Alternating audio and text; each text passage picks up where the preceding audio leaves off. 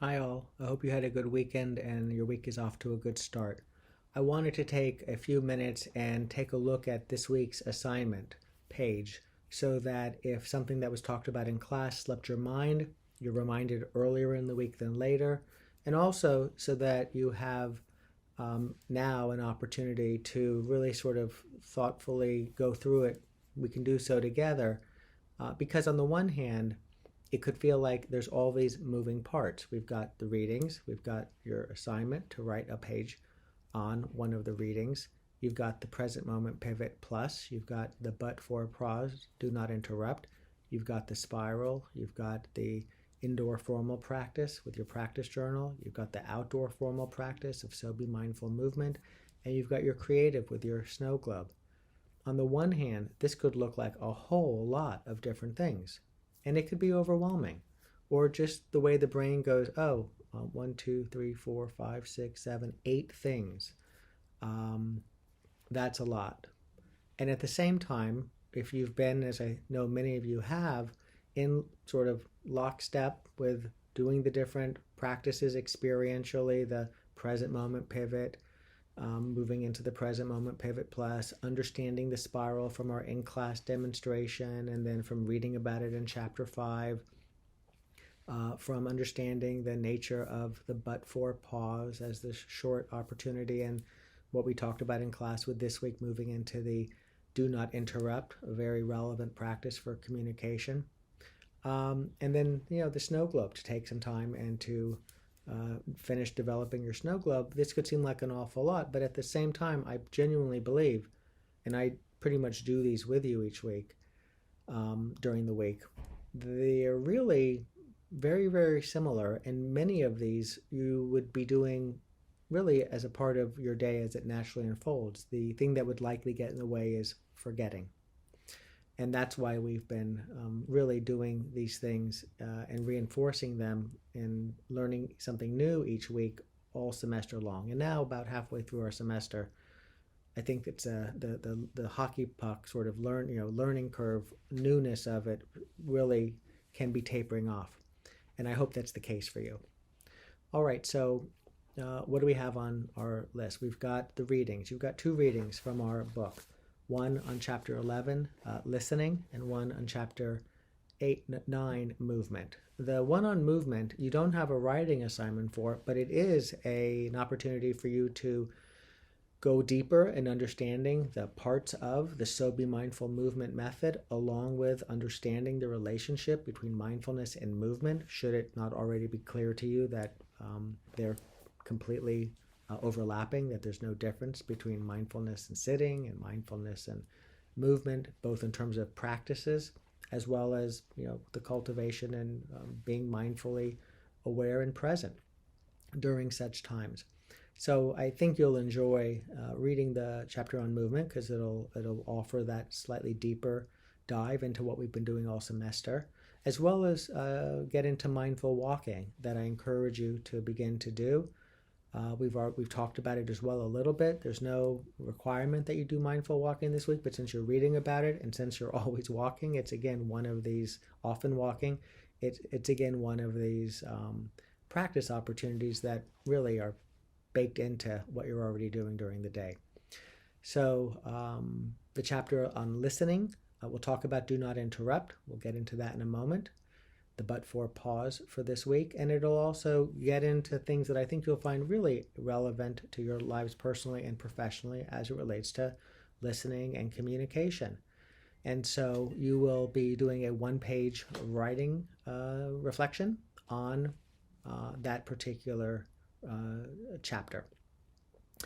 Then you've got the present moment pivot plus. This is continuing to do what we've been doing pretty much every day, is the offer, the invitation to be doing a present moment pivot when you get to the present moment pivot point, at home, or near school, or near work, or more than one of them, but at least one of them each day. And to have it where, as we discussed in class and as is briefly described on the assignment page, you have what you've been doing while you've been stopped now being integrated into the next handful of seconds, 10, 20 seconds as you're walking. They're very much in alignment with one another. That's important. The but for pause practice is do not interrupt. We pass these out in class. There's instructions on it. You'll read more about it in chapter 11, and we talked about it in class. The invitation is to practice every single day in your conversations with others, to practice do not interrupt. But however you do that or don't do that, it's entirely up to you. One day this week, you commit in advance the entire day to the practice of D&I. And if you haven't already picked that day, now that it's Monday, I encourage you to do so. Tomorrow or Wednesday are really the most likely days to do it. Thursday could be, but it's cutting things close. So tomorrow, form the intention now to have tomorrow be your D&I day, or Wednesday, and then to do just that. We'll talk about that in class. I'm looking forward to doing so. It becomes a very relevant to so many of the aspects of mindfulness that we've been talking about, and it's very practical, which is helpful. You've got the spiral. We did this in class as a demonstration. You the next week read about it in chapter 5, and now you have the opportunity to this week at least once. You could always do it more than once, but at least once, which is what I'm interested in, having where you fill out the spiral, all of its parts, ideally in close proximity to an event, life happening, that sort of gets in motion a spiral, and then bring that to class. Also, we've got the regular formal practices that we've been doing all along, where you will make note in a couple of bullets in your practice journal of the observations. But importantly, this week, it's every single day, and you're picking one of the 3 primary practices that we've learned thus far: focused attention, body scan, open monitoring. It could be one that you really like, one that resonates with you. It could be one that you aren't yet comfortable with or aren't sure about because you want to. So whatever your reasoning is entirely up to you. The length of time, 6 minutes, 12 minutes, or 18 minutes. That's entirely up to you. But importantly, every day, excuse me, just the one practice. Then we've got the outdoor formal practice. This is the So Be Mindful movement practice that we did together outside on Friday in the morning. And you'll be doing this outside one day this week. You could always do it, of course, more than one day. It takes between 3 and 6 minutes based on how slow you go. The goal is to go just at a comfortable clip, not rushed. But if you want to make it slower and make it a longer practice, absolutely. And to help you do that, there's a video that you can watch of me doing it when I was traveling not that long ago. And you can follow along. I would encourage you to follow along inside so that you get it down. It's also written about step by step in the chapter 9 on movement, so that when you're outside, you have it in mind. It's very intuitive. And as we'll talk about and as you'll read, it builds upon focused attention, body scan, open monitoring, and gets into another practice that we'll get to called connection. So it's not like something totally new. It actually carries forward everything that you've been learning and we've been doing together. So you'll do that once outdoors.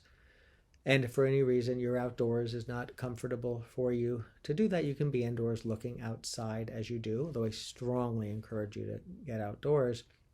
And it's a reminder, the idea is that the elements of the natural world invite us or wake us up to our own, the elements of who we are fundamentally, the elements of our own true nature. We've got finally our creative, the snow globe. And so in class, we spent a little time, I think about 12 minutes, and you worked on your snow globe. This time it's your snow globe. And you have the week now to whether you might want to take notes during the week or when you sit down to work on it at one sitting, reflect on aspects of the week and your life. Or maybe each day you do a little bit. That could be part of a short little practice, a 3-minute practice each day as you work on it a little bit. But however you choose to do so, the idea is that by the end of the week and when you come into class, you've got your snow globe finished. And you have it representing your life, your law school experience, however you choose to formulate it, as creative as you wish to do so in terms of the objects that are in it, the way they're represented, whether there's words and text that are a part of it. I hope this has been helpful to you, and I look forward to seeing you in class on Friday. Be well.